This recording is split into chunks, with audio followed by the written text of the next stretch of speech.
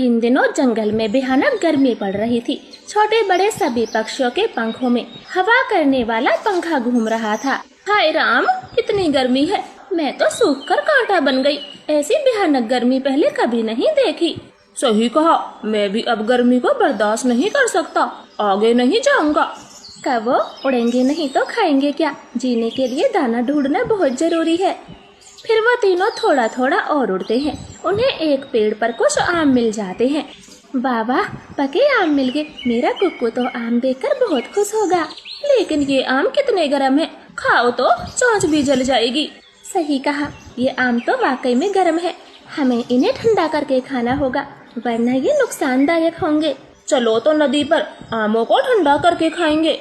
फिर वो तीनों पक्षी नदी पर जाते हैं। रास्ते में उन्हें मिट्ठू और कबूतर मिल जाते। क्या बात है, यहाँ क्यों बैठे हो? कालू कौवे, हमारे पास एक बड़ा तरबूज है, मगर ये बहुत गर्म है।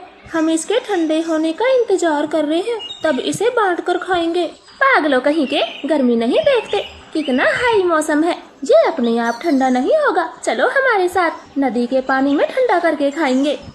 हाँ कबूतर, हम अपने आमों को वहीं ठंडा करने जा रहे हैं, तुम भी हमारे साथ चले, ऐसे तो ये और भी गर्म होगा। फिर मिट्ठू कबूतर उनके साथ उड़ते हैं और नदी किनारे अपने अपने फलों को पानी में डुबा देते।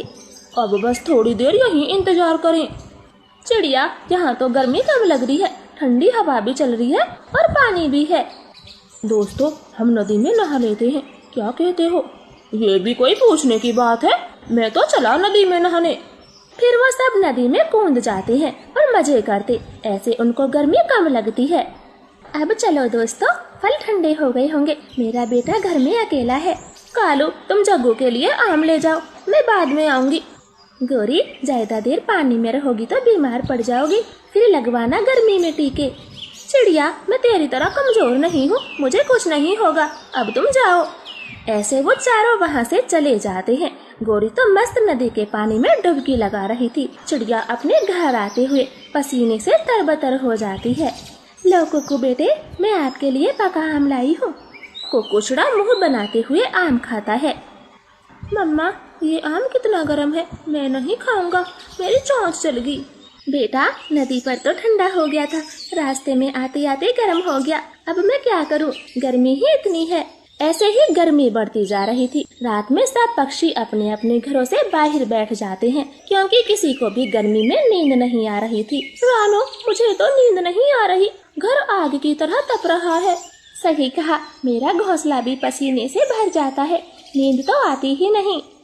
कालू, हम सब नदी किनारे जाकर सोते हैं, वहाँ हवा भी लगती है और पास में ठंडा ठंडा पानी भी है। नहीं गोरी, नदी पर सोने में खतरा है, कोई जंगली जानवर आ गया तो हमें अपनी जान नहीं गंवानी। हाँ, कालू कौवे ने बिल्कुल ठीक कहा, लेकिन वह घर बनाकर तो रह सकते हैं। पास में नदी है, जब मन चाहा नहा लिया और ठंडा ठंडा पानी पिया। लगता है गोरी पागल हो गई है, इसे तो मरना ही है। और घर बड़ी मेहनत से बनते हैं, हम कई सालों से यहीं रहते आए हैं, ये जगह नहीं छोड़ेंगे। ऐसे बातें कर कबूतर का परिवार अपने घर में घुस जाता है। चिड़िया मिट्ठू भी चले जाते हैं।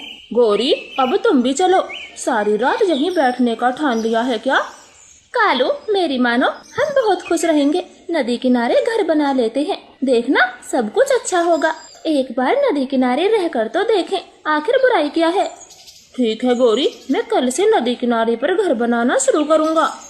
फिर रात गुजर जाती है। सुबह जगते ही